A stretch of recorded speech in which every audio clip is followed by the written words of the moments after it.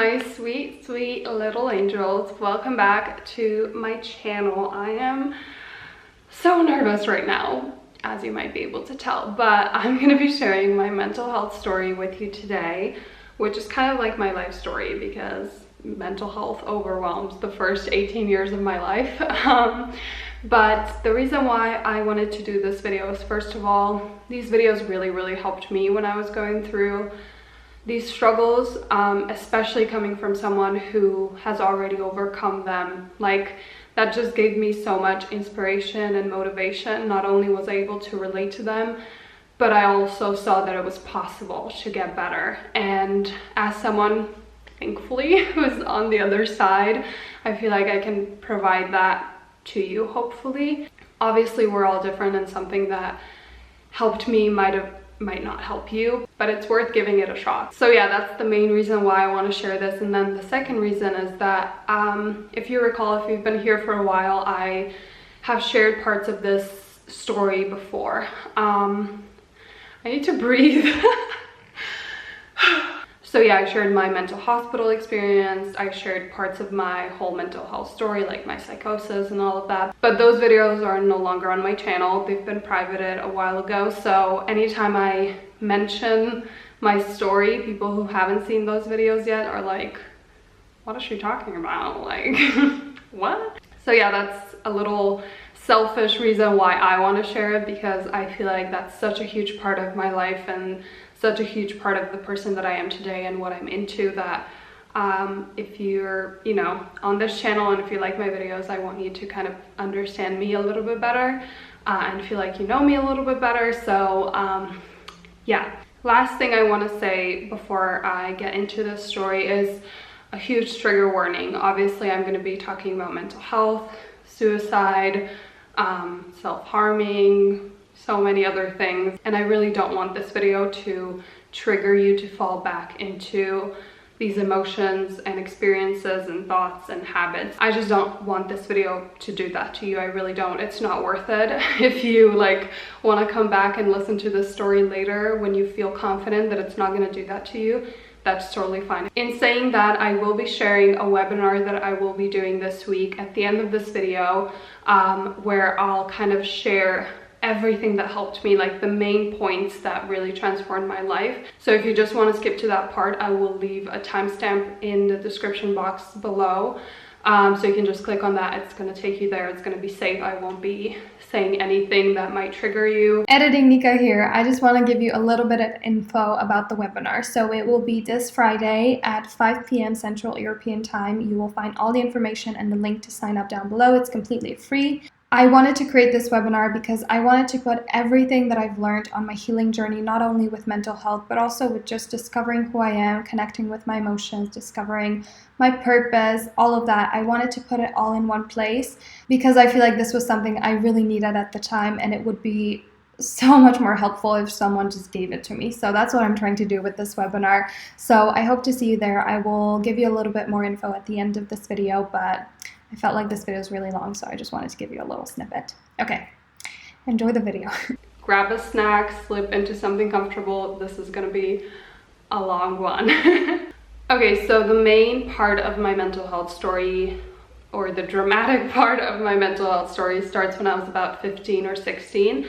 But obviously I need to provide some context for you to understand why that even happened to me, or the reasons why I believe this happened to me. So first of all, I had no friends. I was bullied even in kindergarten, my first 3 years of school. I had no friends. I was just very alone. I felt completely isolated, not only in school and anywhere I went when it came to people that were the same age as I was, but also in my family. I felt like I didn't have anyone to talk to, and I couldn't go to anyone for help. Obviously, this is just my perception as a little kid. What was actually going on is a lot more complex. I felt very isolated and I felt completely worthless, and that's the part that really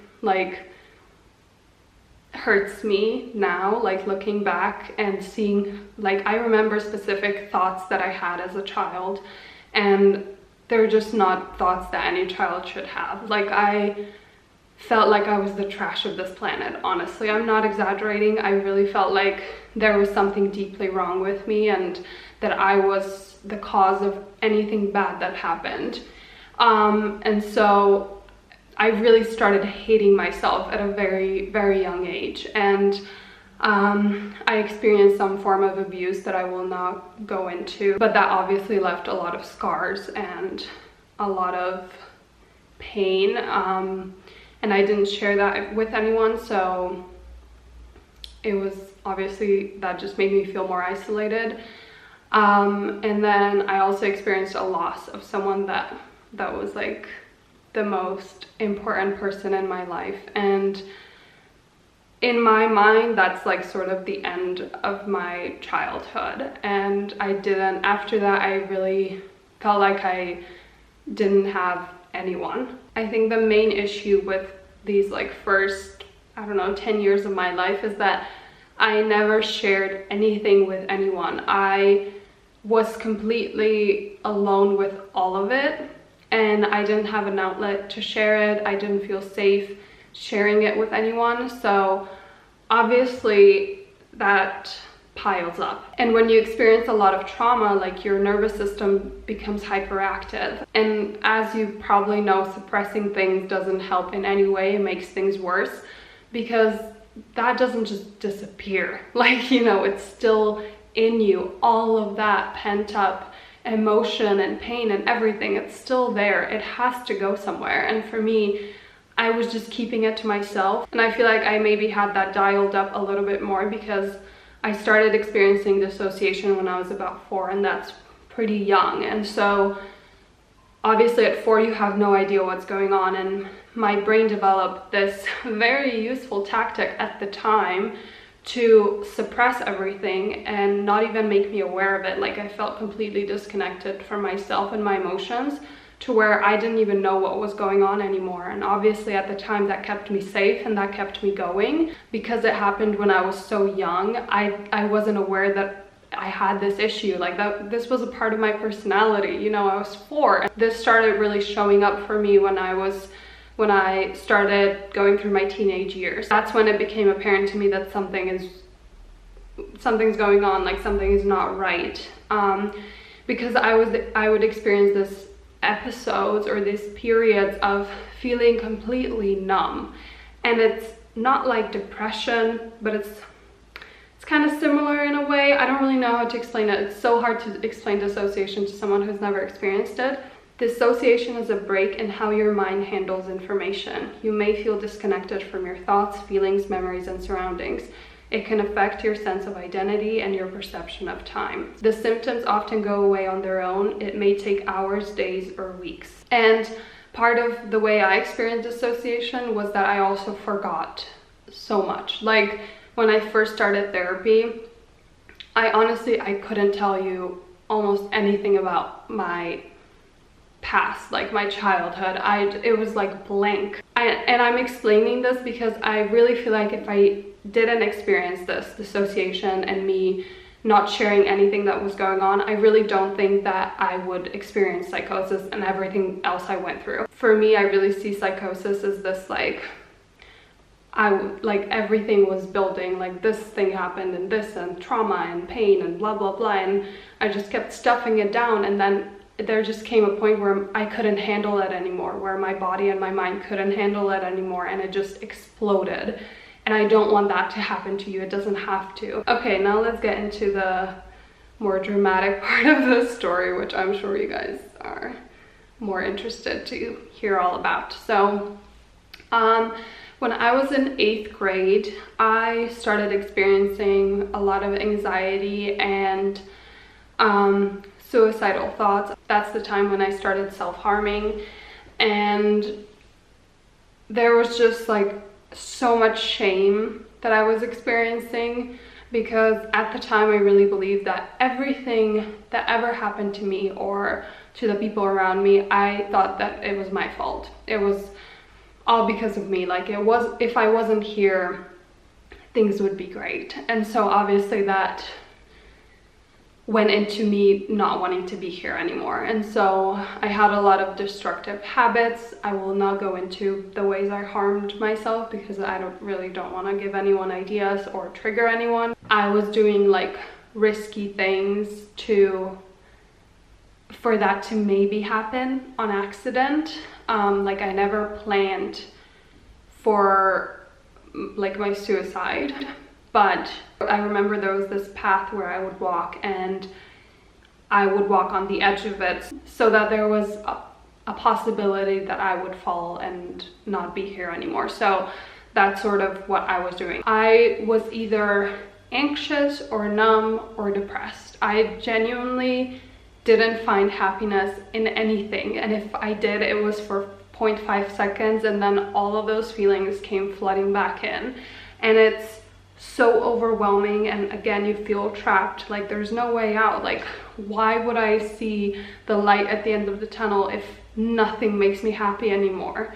And yeah, so that was what I was struggling with at the time. And then my anxiety kind of started to get worse and worse. I just wanted to stay in my room and hide, because that was the only thing that didn't make me anxious. Then the year when I went to high school, which in Slovenia is 10th grade, I think if I remember correctly, I started experiencing hallucinations in the summer before I went to high school, and then it got worse in the first few weeks of being in that school.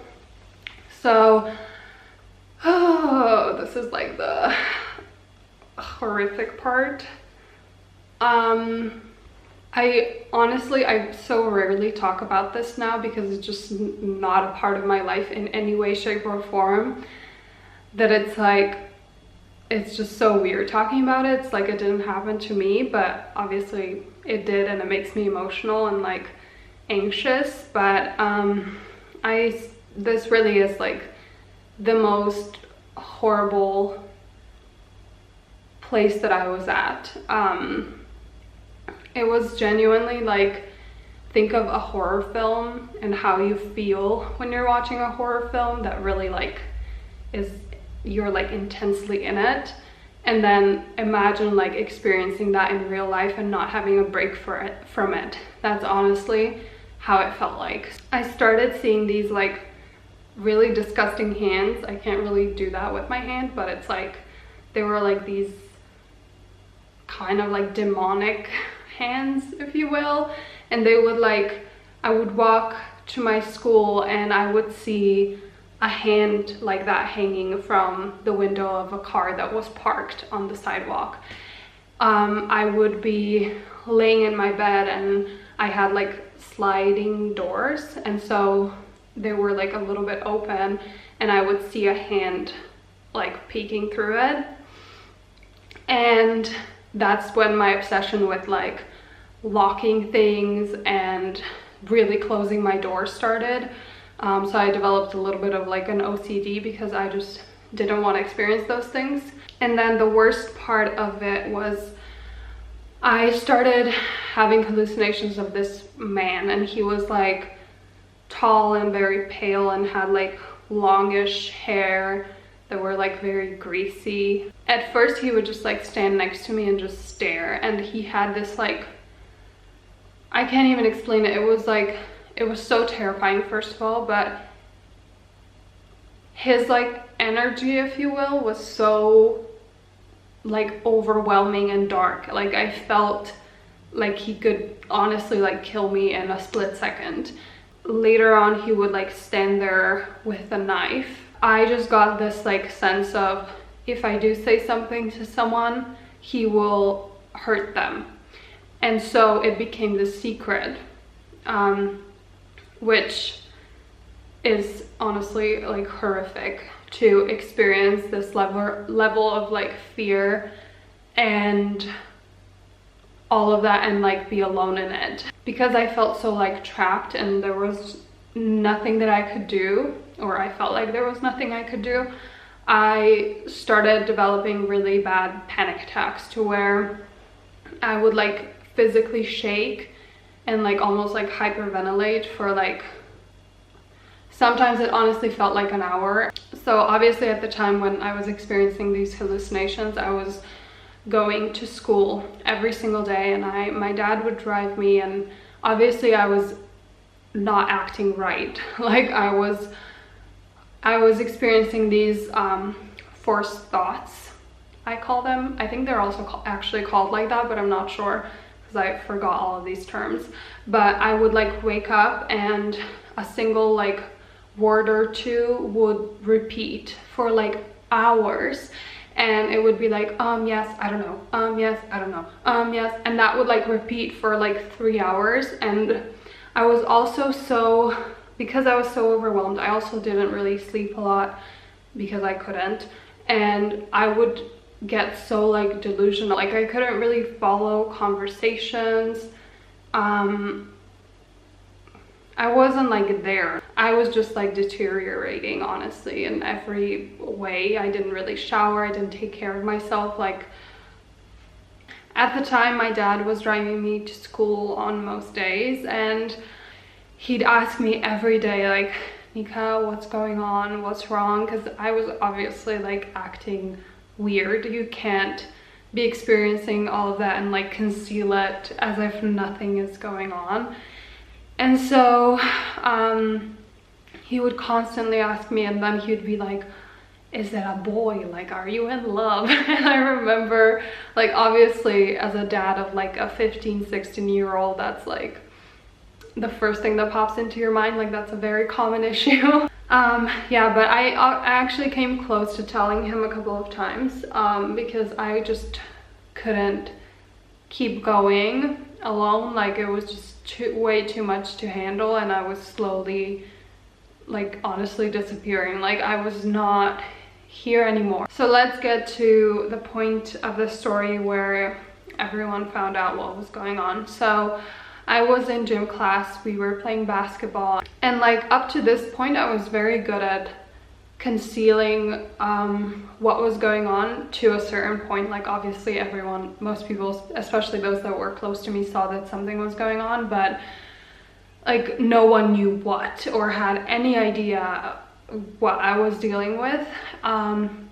But like on this day, I guess I just couldn't do it anymore. I don't know, but yeah, we were like supposed to be playing basketball, and I was waiting for it to be my turn, and then I saw again this like man that I was seeing every single day with a knife, and I just started to have a panic attack, and I couldn't control it in any way, shape or form. So I was just like, it was a really bad one. So obviously everyone could see, and then because it was the end of our class, my teacher, who was amazing, and I'm so grateful for her, she kind of said to everyone that, you know, they need to leave, and she took care of me, and then asked me to, you know, what is going on, and that it's, you know, safe for me to like to tell her. And she was honestly, her reaction was everything I could ask for. I am so like, I could cry right now. I'm so grateful to her because okay. I knew this would happen at some point. I just didn't know it would be at this point. I don't know where I would be right now if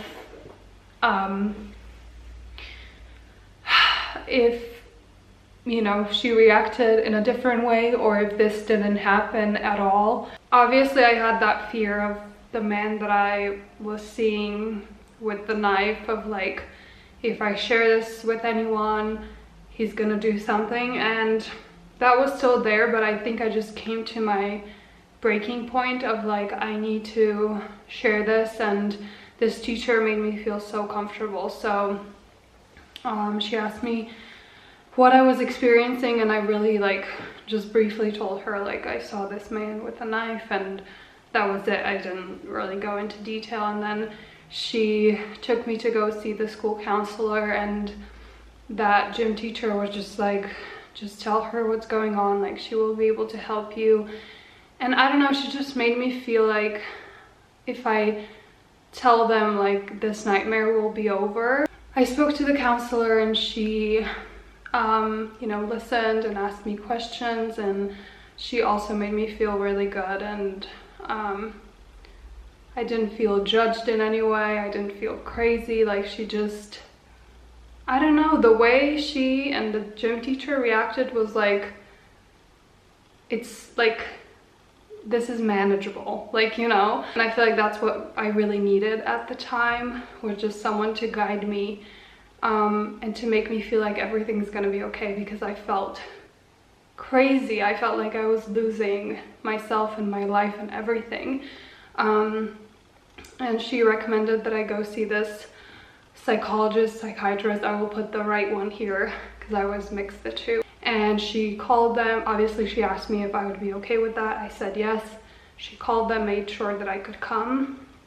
And then she asked me if, you know, we can call one of my parents or someone that I feel safe with. And so I decided that, you know, she can call my dad. I feel like I couldn't do it alone anymore, and I felt really safe with my dad. Like, he is someone who is very, like, empathetic towards me, at least. Like, he just picks up on how I'm feeling right away, like sooner than anyone else. And because he kept like asking me what's wrong, I just felt like he is the right person. And so she called my dad. My dad came straight away, and he obviously later shared with me how terrified he was of like what information is coming his way, because obviously this was very like dramatic. Like, it became this big thing, and I mean, obviously it was a big thing, but it was no longer like, oh, I'm having maybe issues with a boy. Like, it became very serious. And I'm just so grateful to my dad. Like, my dad has always been like, anytime I had a problem, I could come to him and he would listen, and then he would be like, okay, this is what we're gonna do. Like, this is the plan, and we're gonna do this together. And that's just one of my favorite qualities of my dad's, that I just appreciate so much, and it really helped me during that time. Okay. My dad took me to that hospital to go speak to that psychiatrist. She was actually then my psychologist again, I don't know, for a few years. So that was the first time that I spoke with her, and she was just the best person for me at the time. Like, that was the first time that I could speak to someone that actually understood, and she was asking me questions about my childhood and overall with how I felt, not just about these hallucinations. And we also, obviously, with future sessions, went into like my childhood and everything that was going on, and really unpacked everything.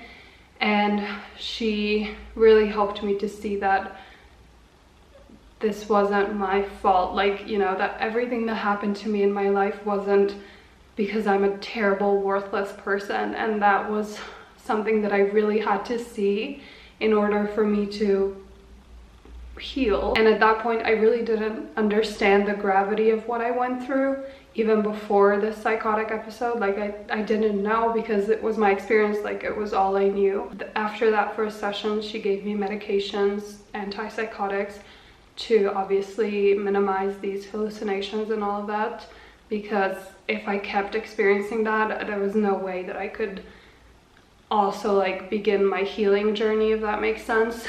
I am grateful that it was there for me to help me get back on my feet. And then once I did, I went off of all the medication. I didn't want to rely on it to be happy and healthy. I wanted to feel that way without medications. I started taking that medication, and it slowly got better.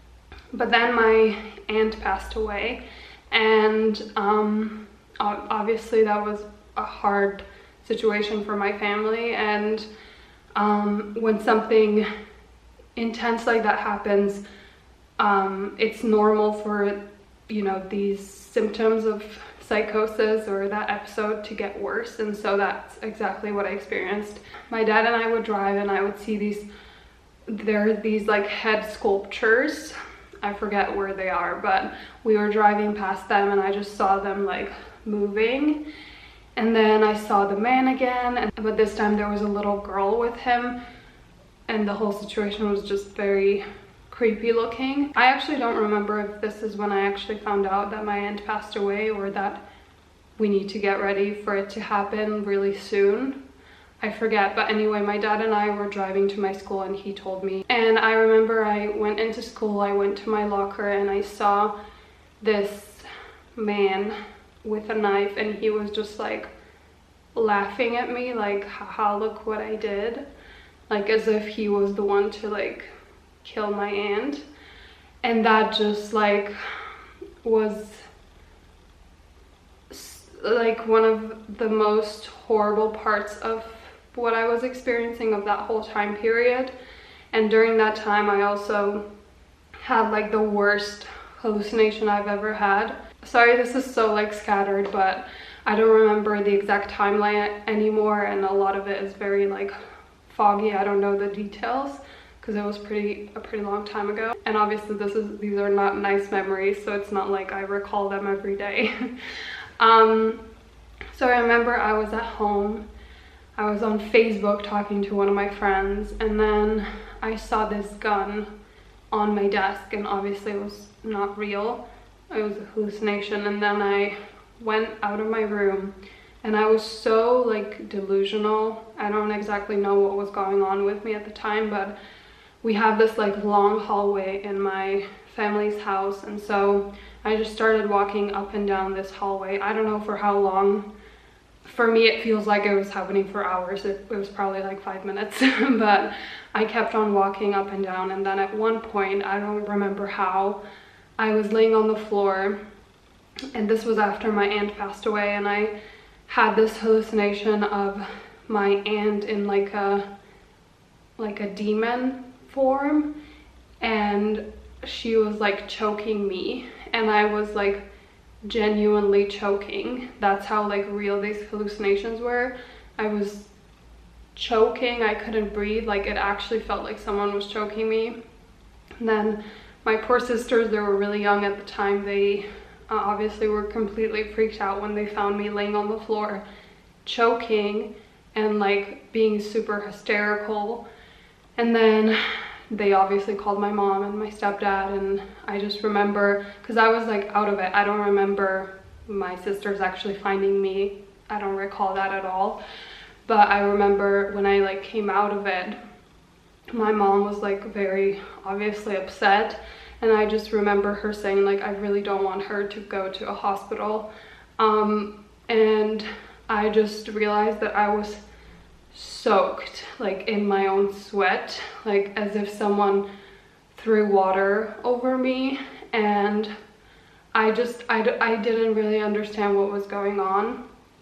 And then once I kind of came back, I think my mom, maybe, I don't know who, told me to like, you know, slowly like go take a shower, just to kind of come back to my senses. And that's all I remember, and that was like the most intense hallucination I ever had, and it was like horrific. Like it was, I'm glad that I don't remember all of it, but I think this was the last like pretty horrible hallucination I had, because at the time I was on medication already, so things were getting better, but this situation with my aunt passing away really just set me back a little bit.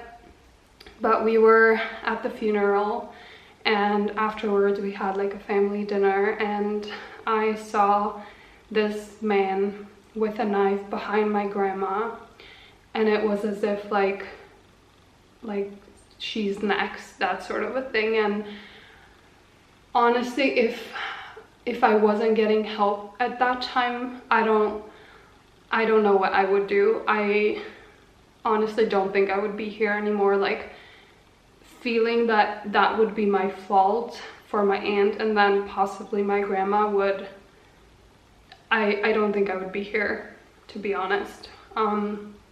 If I would even get to that point, I don't know. I got help at the right time. Like if I was pushed a little bit further, I genuinely don't think I would be here right now. I'm just gonna be saying therapist from now on because that's just the word that I'm used to saying. So I'm sorry to all of you professionals out there who are listening to this.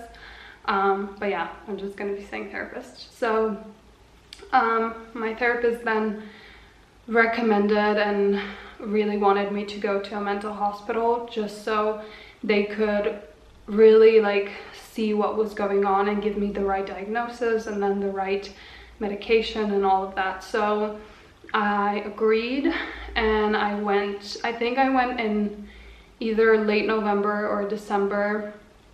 I remember I was there during the holidays and it was honestly horrible. Like, and this is obviously my experience. I know mental hospitals can help a lot of people, but it did not help me in any way. I've never cried that much in my life because like when I went to a mental hospital, I was already getting better and I felt like the support of my family, and then I was just like taken to a whole new place where I didn't know anyone. It was a very depressing place. Like it was just, I don't think that was right for me at the time at all. And yeah, so I just remember I got there and I was just probably crying for hours. I'm not exaggerating. Like, and all I saw was myself jumping from the window, and there was, obviously you couldn't do that. It's a mental hospital. They predict you would want to do that. I just did not want to be there. So we had like all these like classes we would have to attend, like group therapy and art therapy and music therapy, like sports therapy, like all these sort of different things. And I just remember being there and just being like, what is the point of all of this? Like, it did not help me literally one bit. So yeah, I'm gonna like skip the rest of that experience because honestly there was nothing significant apart from me just hating every second of it. I did meet a really good friend there, and I did feel, I guess, understood because I was in a situation where that a lot of people were in that were there. But at that point I also pretty much lost all of my friends. Like, I only, like, one friend came to visit me and that was it. Like, people stopped talking to me. Yeah, it was very real and like very lonely. Apart from meeting that really good friend, the only like positive thing to come out of that was that when I left, because I had such a horrible experience and also because I saw so many people that would come and then leave and come back or would stay there for months or a year, and I just, when I came out, I was like, never again. Like, I will do whatever it takes to get better so that I never have to be in this situation again, so that I never have to come back here. And I you know, obviously everything happens for a reason, or at least I believe so, and I guess that was my reason for being there for a while. It gave me this drive of like, enough. Like, I am gonna do whatever it takes. And at the time I felt like I didn't really have much to lose, so it was like an all or nothing type of a situation. And yeah, I had this little like twinkle of positivity or like optimism that was like, deep down I knew that I could live an amazing life. I don't know where that positivity came from at all, but I just knew that there had to be something else. Like, this can't just be my full life. And that feeling gave me the drive that I needed, because when you're going through recovery and healing, you need a lot of that. My recovery and healing journey was long, and there was a lot of ups and downs, very dramatic downs, very great ups, and that slowly, like, that contrast became smaller and smaller to where now I have, you know, a bad day and it doesn't spiral me back into a dark place like it did before. I just want you to know that if you're going through healing or recovery, it takes a lot of time and a lot of patience, and it really is small little steps that you make every single day, and you have to choose this life every single day. And that's, when you're in a terrible place, that's a really hard decision to make. That's not easy. It's not like, yay, another beautiful day. It's like, another day that's going to be a huge struggle to go through. And I just want you, hopefully, to gather from my story that it's worth it to keep going, because now looking back, that's the best thing that ever happened to me. And I mean that fully. In the past, when I would hear people's, you know, intense struggles, when they would say this, I would be like, why would this be the best thing that ever happened to you? That sounds terrible.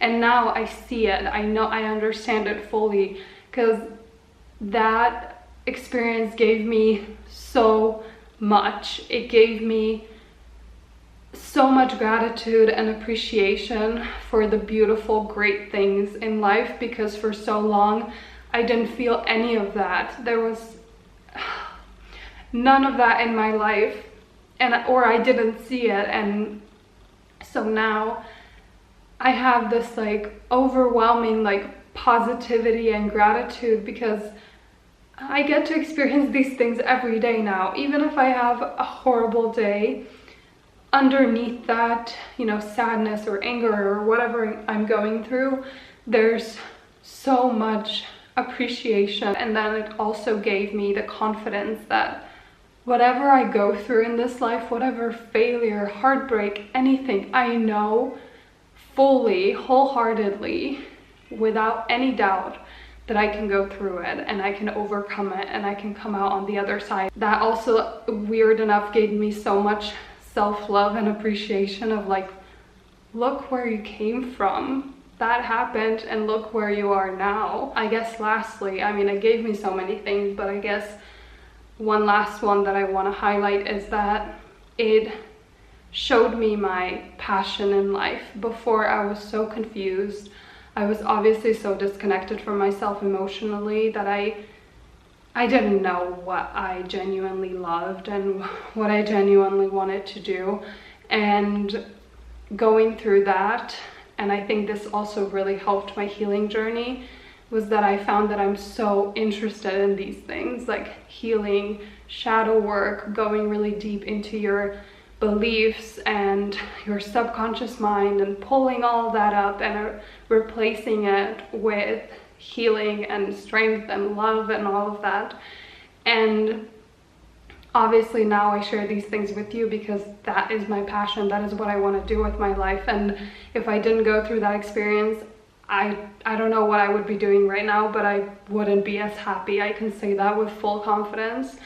And I wouldn't feel this like purpose of like, I know why I'm here. I'm like here on a freaking mission. And yeah, as I said, it really helped me on my healing journey, because when my therapist would be like, okay, let's try this, let's try like, I don't know, inner child therapy, I would get so excited because I'd be like, oh my god, what is this? I want to know all about it. So I would go home and I would research it, and that helped me so much, because just going to therapy isn't always enough. Like, I did so much work on my own and I was so passionate about it. It was a huge part of my life, and I think that's why I was able to completely transform my life. I couldn't have done that without the professional help, and I couldn't have done that without me researching this on my own and doing it in my spare time and being really passionate and excited about it and trying so many different things. And so that brings me to the end of this story. Obviously, I could go on and on about the healing journey and recovery. There was so much that happened, but I feel like this video is long enough. But I am doing a webinar this Friday at 5 p.m. my time, which is Central European time. In that webinar, I will be sharing the things that transformed my life that I did on my own, besides the professional help that I was receiving. I want to make it very clear that webinars, not only for people struggling with mental health, it's for everyone. Anyone can use these tips and completely transform your life and find your passions, deeply understand yourself, be completely authentic and fully yourself, do what you love, spend time with the people you love, like all of that. I will try to cover as much as I possibly can in that 1 hour. And but I want to make it very clear that I am not a psychiatrist or psychologist or a therapist. I have a certificate in trauma healing. I want to make it very clear that I am not claiming that this webinar is the same as going to a psychiatrist or psychologist and getting professional help that's tailored towards you. That is not what I'm trying to do at all, and I'm a huge advocate for getting professional help. It helped me to transform my life, but me doing stuff on my own, like these things that I'm going to be sharing, equally changed my life. I'm so passionate about this, and obviously I've never done anything like this, and this webinar is a pile of information and tips and tricks that I wish someone would have given me when I was struggling, not only with mental health, but just with feeling lost or feeling like I don't know who I am, I don't know what I want, limiting thoughts, beliefs, all this stuff. Yeah, that's it. I feel like I'm losing my voice. Thank you so much for listening to this whole entire story. I hope to see you at the webinar.